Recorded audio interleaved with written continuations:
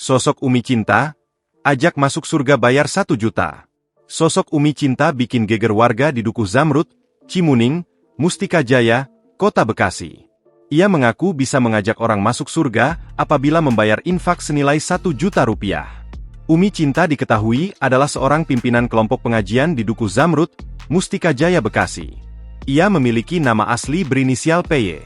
Pengajian yang dipimpin oleh PY ini diketahui digelar setiap akhir pekan. Ia memiliki jemaat yang cukup banyak mencapai puluhan orang. Berdasar keterangan warga setempat, ada sekitar 70 orang hadir mengikuti pengajian yang dipimpin Umi Cinta itu.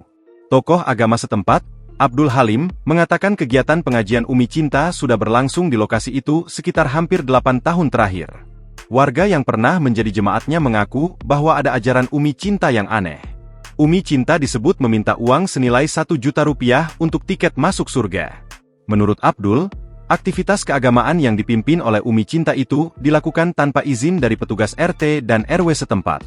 Sementara itu, pihak Kesatuan Bangsa dan Politik, Kesbangpol, Kota Bekasi menyatakan jemaah yang datang ke kelompok pengajian di Dukuh Zamrud itu kebanyakan pendatang dan bukan warga sekitar.